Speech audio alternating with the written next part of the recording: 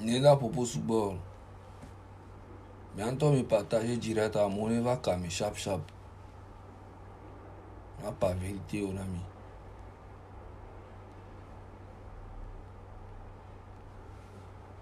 Maglon e nyado na mi nko mi mnyawa.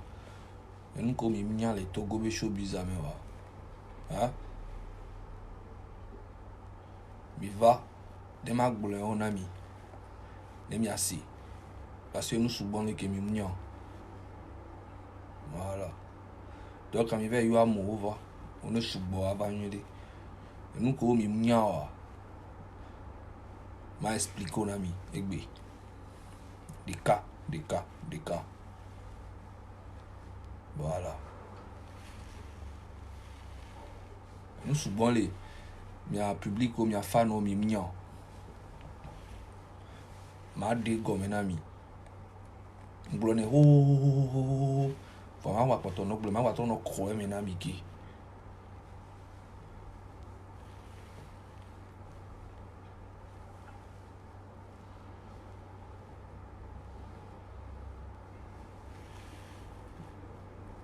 Il y a mon va. Il m'a expliqué mon qui n'a mis. Parce que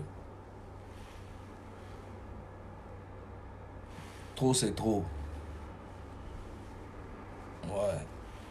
Hypocrisie le système mais qui a mis ça mais le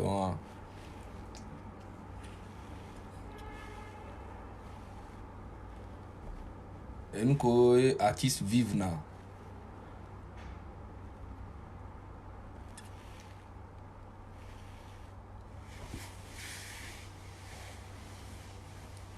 On va ne expliquer nami. Ok là on avait artiste là te quoi que on a des tout on dans les il va m'a expliquer nous sous bon ami. Sinon il est facile mais avec ça mais là no boulogne qui dure. Voilà. Réalité en tolé.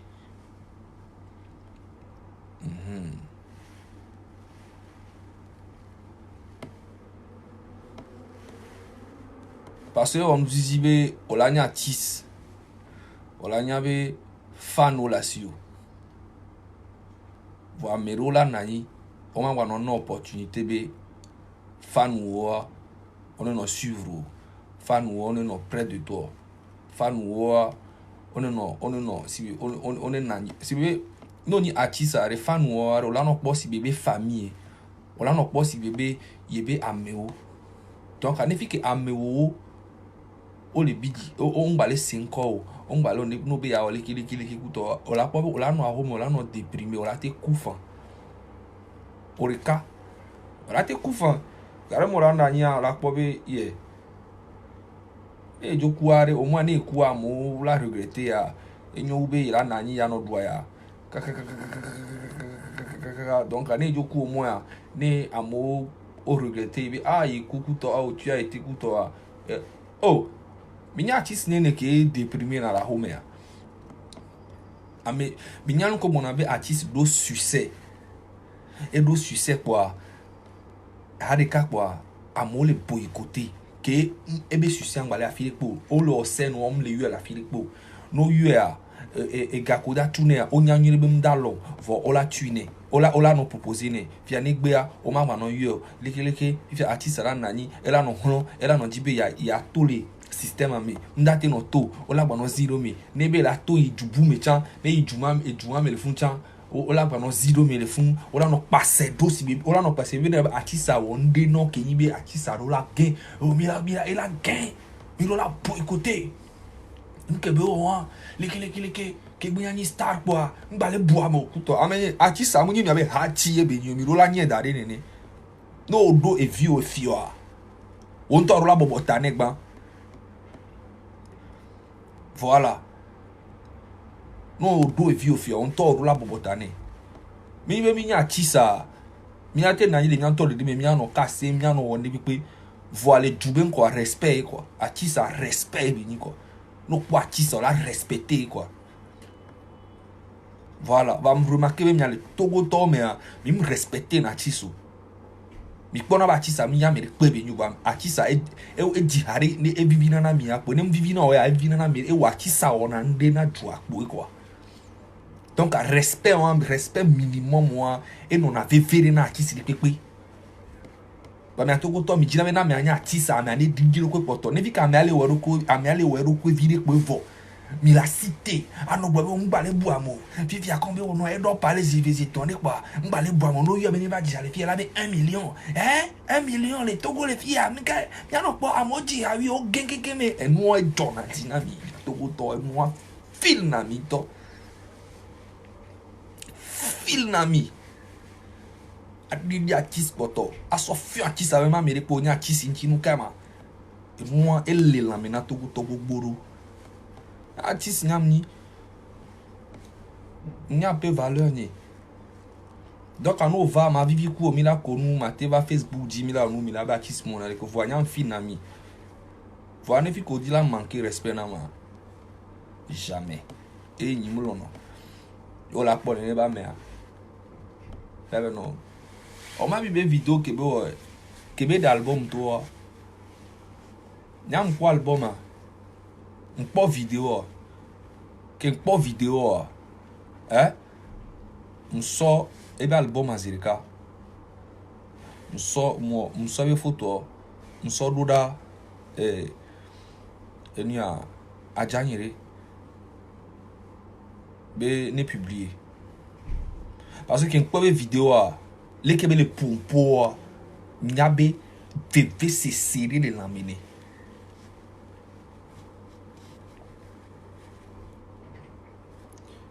Il y avait fait cesser la mine. On m'a dit do fan ne Togo to. Bimba o pagayo re. On m'a dit artiste canto e beni. Artiste can beni. Voilà, mim de lolon kebe dona mia. Lolon kebe dona mia Togo to mim de sofien. Mi se mea.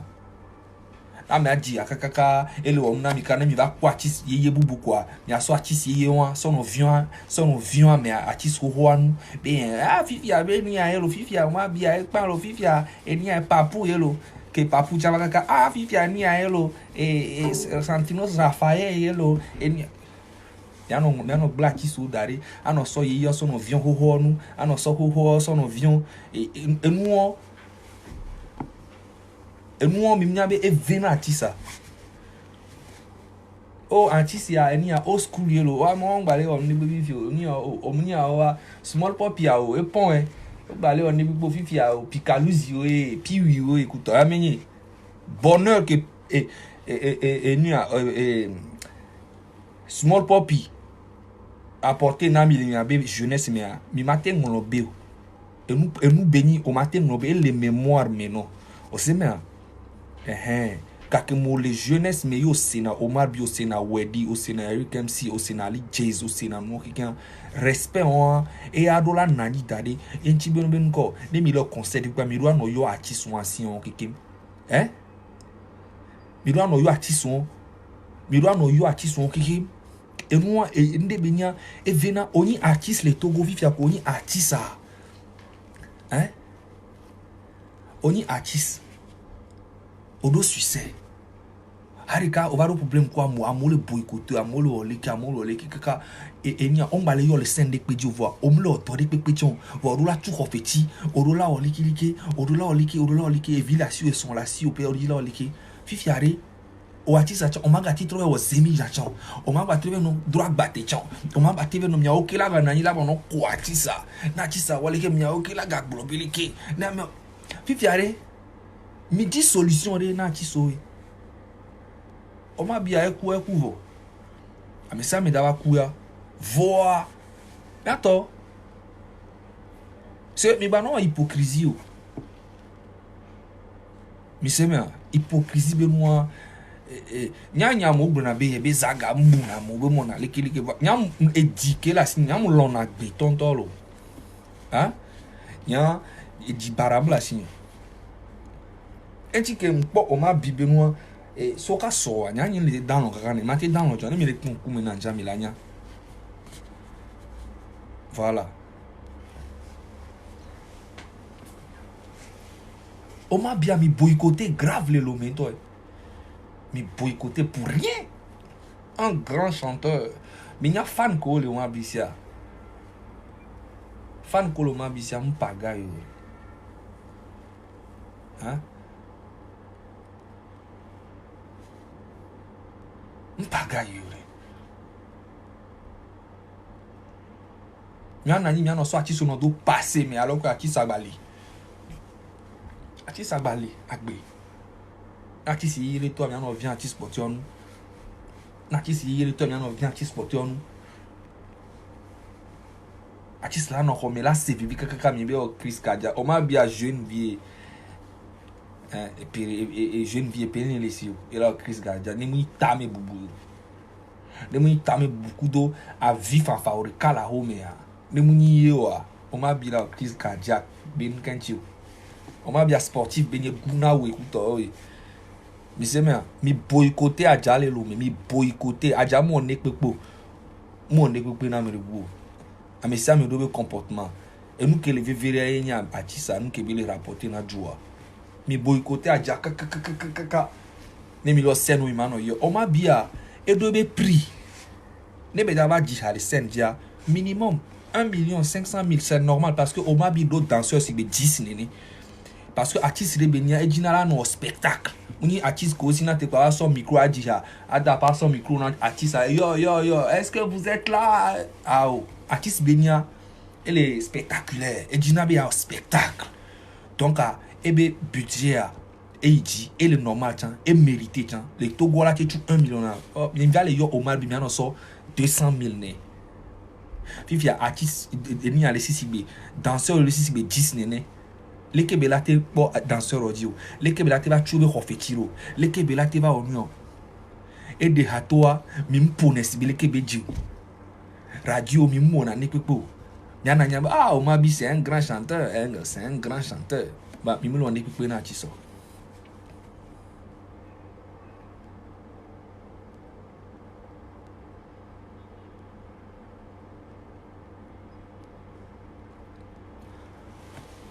Elle est normale, ben a déjà la pété plomb kaka. Mais n'y avait pas un boubou na mais. Ah, mim bonye yo. Bon, o artiste on l'a se retrouver tout seul bon et gars quelqu'un économie ou quelqu'un nous quelqu'un ko na et gars qui ko pona on la son deux musiques mais plus ça va son plaisir na joie. Plus ça va trop son on voit. M'da no rapporter. On da no yo là no so 200,000 300,000 on m'a bi la bidi voir solution et gbe tu banto et gbe vegon et togon là ho parce que ho fait il a ameko amole odo confiance be là ni o pese ro chan là ba nyinde somme et des violer si amole bola home nous le si into studio et la play machine et la play nous couteau là fa ndate karo amere pepeji voilà. On a bien bac bon et ben y a repris on va nyam les imaginer parce que me trompe me quoi ben lancement d'album pas vidéo de Québec wo y belé blobé à moi boycotter et wole cadeau pour les wole kedopo fin de fin yiri kai se va retirer y me confiance sur l'Amérique que Dieu yento kudo ke pas vidéo en zirika. Niabe non, ça va pas. Et me dit nous qui les a 2 mois avec les boys. Et me laisse les cabes courant. Vidéo aller bien toi même avec boy.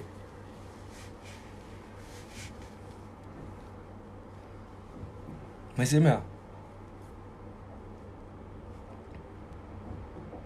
Et Arafat a même chose. Problème moi bédoué. C'est vraiment que mais pas fait venir voir et on m'a été boycotté mais caméra qui au bout pour les filles voir et fan nous les voir on va les opportunité on va les on est top bouta mais et gachang baba le nick baba les ressources nick voilà effectivement elle a dit là non coup là non la coup vivien pas grand là non voilà donc on m'a bité donc pour moi on l'a déroulé frapper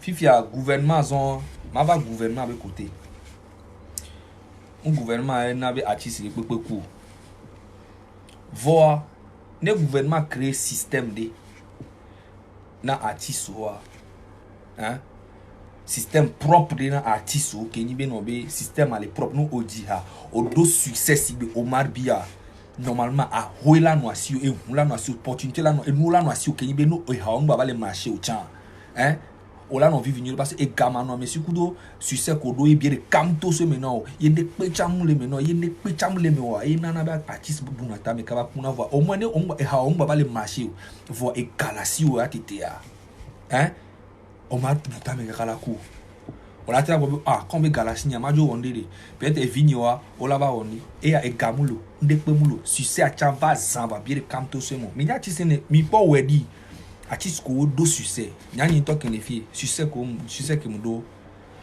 2009 2010 2011 2012 témoin là si par là démon là ne nkan po le mo zéro critique azum a critique ya ma mi boy hakabe jina e mule fune jina hawu enia papu ji hawi oh o ma bia e ji hawu papu o ma bi besrone oh pikaluzia pi senwi e ha google ke be jina enu e wu na artist enu ki mi ona o e wu na artist parce fan o chan o le nene et fifia ne fi que artiste ba do problème kudo promoteur de que promoteur a do bras virer le moi mais evo problème là evo mais on l'a non boycotté donc le gouvernement doit la mettre en place qui n'a artiste de déhatoire artiste au succès et doit nous rapporter ne image et ben en même temps mi pour le gouvernement en même temps mi pour artiste qui aime les soutenir mais bah j'espère bien artiste soit on la va y la vérité nami be et nous le son le job avec ça me les soutenir gouvernement avec alors voilà bah j'espère voir quelqu'un qui supporter le gouvernement on la te va bon vérité be et nous les on be bien artiste soit dans le 1000 le job à dans le population et tu amènes nous aller que les on et nous aller que nous j'espère bien la bon vérité et avant le temps pas voter pour n'y assigner pour voir mais là do courage dans glona président ne mi togo mais glona be président et nous et tu mais nous les on lo pas me ko le show bizarre mais ko le et tu mais on les blé nous les tu mais là do courage mais glona agbe to e beni si be mi akeke mnene ya o ma bi kwa voilà tu vas dégaler tout pour Bobo nous aller quelque bon ma c'est un musulman ah oui il est musulman comme moi il y a un coup de matin kaka soir là dit c'est normal la mi apobe et moi et gbele ka mo le pompo dans une semaine 3 semaines 1 mois bilan ngobe ma ba troba drone ku dynamique ba sina me kuye me yemi pour na ne 1 mois va 2 mois va quoi bien nglobe mais on te pas artiste yeye que là va kuwa ne nya ba tojike et zonable mi ne nya mkuye mpo amere o right pour les Facebook dia yeko bonabe angoli pana sa me ne les exister les kenta mi TGV na son pas samido le Facebook agi ame ko ke ola o right ki ma pas samido ntane ki na mi ka chi so la gbe a kemi la gbe a ye mi ano fiami lono kemi dona mi ne mi couvre e nya ba no ripe kuto vrai le panami chi so le lo mi bugbore ko la te ku kekem fo eji VVCC e me ole nti mi le gbo nene nya nyi mvo na ku parce que amesia me la ba ku ba o ma bi benu ake jole kia mi a chi su kekin ne fian mi munya mi anya zire kabe succès que Omar bi do no gbo na mirebe amula boycotté kabe succès la didi ten nene a kaka nene a mais le kuma carré dio donc mi a quelqu'un qui me ro succès gbele lo américain mi ba so be ele éternel yolo que mi gbe yan télé dodi mi entend mi prendre un parti mi supporter gouvernement Djibé, il y a une vérité. Les miabé, sport avec moi mais a glon vérité na gouvernement be et nous aller kem les zones nous aller kem les zones nous aller kem les zones agbe tomate do succès ne le du me quoi agbe to la ba no du aya so me mo le normal voilà a me ça me do doit la supporter mais que je le vois ne mi le supporter a me la mi no glon vérité mi baba no wo nu on 300,000 400,000 ntio voilà mi no noiro et mi a intérêt général na Togo be du akeke. Sinon c'est facile bon là-bas si tu as supporter gouvernement, à supporter candidat. Voir est-ce que on les bonne vérité dans le président nous comme les ont le droit on les bonne né. Donc je sais pas mais pas ta kem que pas mi bro soutien fort allons-y mi kem mi a participé na Togo a changement le système de pépé na ejuni Togo vio ki kem ne wate non système propre de mi on m'a dit que bah mais ça me les pompo ça me les fait un problème lo va dans un mois mi lang nobe mi lang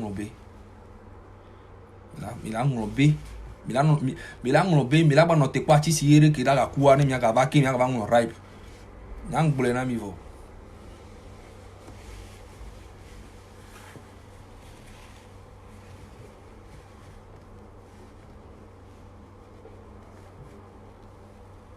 Nyan to les filles à boycottage même les.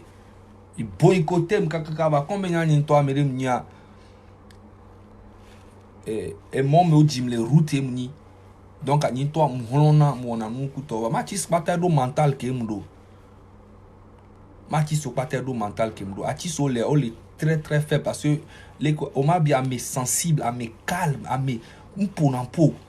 Le problème moi ola onu nem da pompo ila le do jimi la dogbe da kaka et ne ba me benya me calme très sensible inde pepe o mi anto mi awo be no puto nu ko ejo kai na ola ku fifi gen ta into na garma pété na plan donc am l'imaginer mi se me et nous sous bord ni ta boycotter les Kenya matin no do succès les Djoudeme si be Côte d'Ivoire o le yom les Côte d'Ivoire, oyonam le Bénin, oyonam le Burkina, et gars le proposer à coup de système qui me plan qui me doit na bi ni mi non, ni matibe di ale dubu me a et galani ga fitu.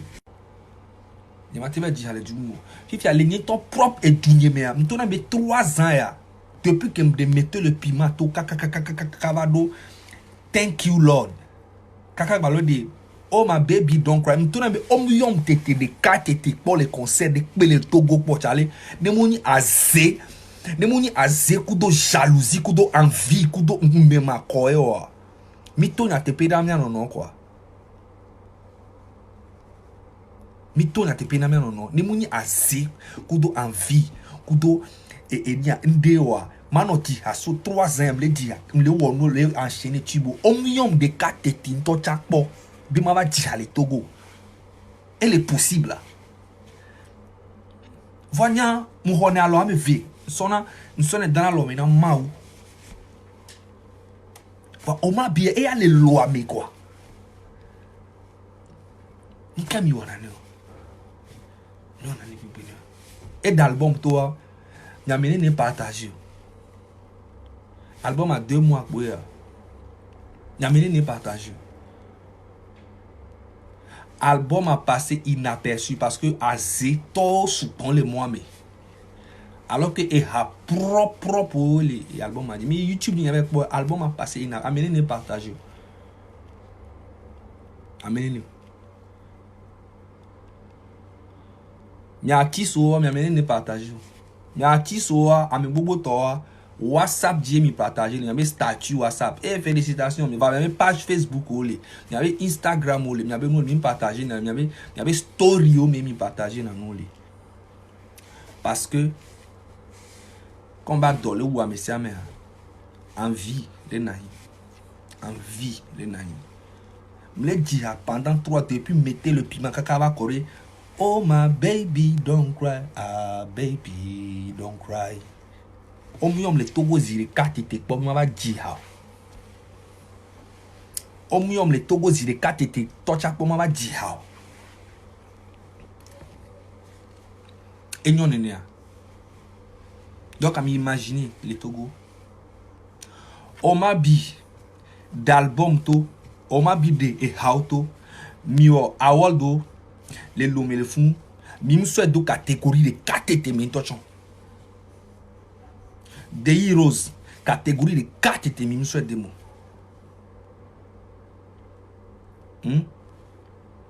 Ma bi mi le boycotter sur le public a chanlé bon oh ma bi mi ba laisser ben quoi mi ba so mi laisser ben quoi et le on over on le so moi le dio inter ire kamate we mi o awo do le funu mi yo ma bi de carte ti jan de ko mo fa ele de moto ele de auto est-ce que elle est normale là on le boycotter a jakaka jaku if you are messing with na ripe oh oh ma bia oh non hypocrisie on m'a bi fi que elle est para elle est aljanna fi que belle parce que on m'a bi coup vendredi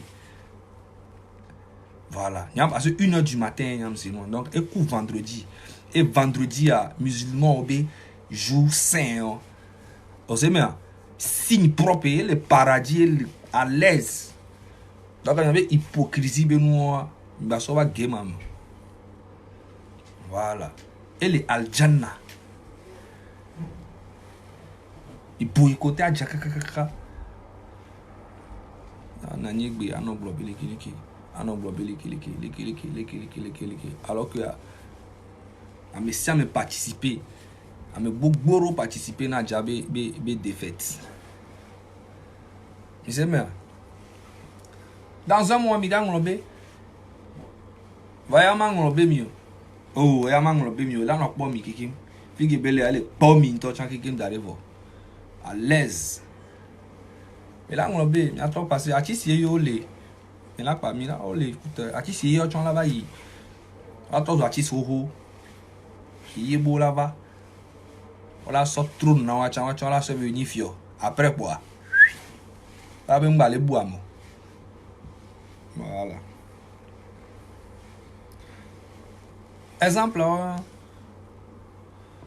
Exemple, là, on me l'a mis. Sinon, ami amelano lo melano di hamimano yo le sendiwa o ma bia ke bona spectacle si bi azeton ne o ma bi ba send mi mo lo o ma bi ma o ma bia mi doit no respect il m'a te boycotter o ma bi c'est une légende mi se me mi te si mi no lo mi a ti so mi le mi a te no pic kululu voir ne mi dogo a mi dona gba mi sa mi na no via be respect mais ça me yana be game à me mille bon fin fond il n'y a pas ta mille on a bien non bien bon voilà il y en a ni bien boycotter à ça c'est pas normal mais il avoir dans le jumefi bobo depuis longtemps on m'a bilé de nuit yoto mais me soit de catégorie de KTT mais elle est bien balé exister au nene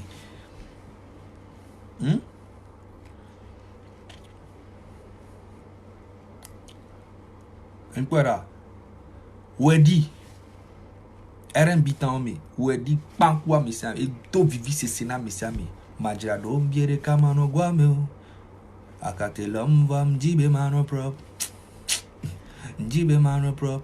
akatelam vam jibe mano prop majira do biere kama no gwamo akatelam vam jibe mano prop yeah jibe mano clean akatelam vam jibe mano prop.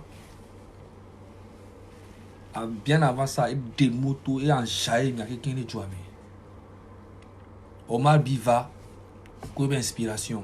Mais ça, Omar Biva, ça, les bien wedi nous. Ah, Fifia wedi, oh, et point, kaka Omar Bidji, oh, a Javek ban. Ah, mais on t'a dit, Omar Bidji, beha. Et oh, han, bien avant. Et oh, han, ho. Vek ban, au ban, on va les meilleurs, on wedi, tibe di han rolo. O se mea, voa mi so hawa. So ba chon wedi be tajibe e wenti be di harolo e wenti be di harolo wedi chala na ile funa no alors que nyamunya be e ha muni o ma binchi muni wedi ntie o ma biji ha nyamunya inspiration e be même ne ameba si be mi diviser et nous chale mi dona veve ce sena ti sontolo et nyanto ton le bonamilo mi se me mi dona veve ce sena ti sonto grave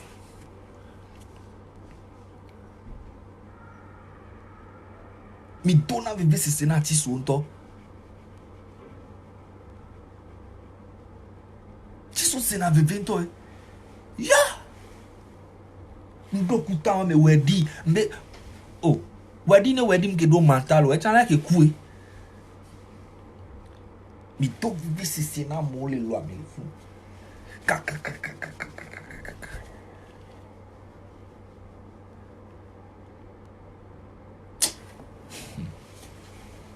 oh mi si d'accord Manoti a depuis 3 ans, il me dit mettez le piment, kakava kore, baby don't cry. Omuyom le lomi, tochan zirika tete pendant 3 ans. Chale, les nitons peu propre du numéro. Non, yo la be,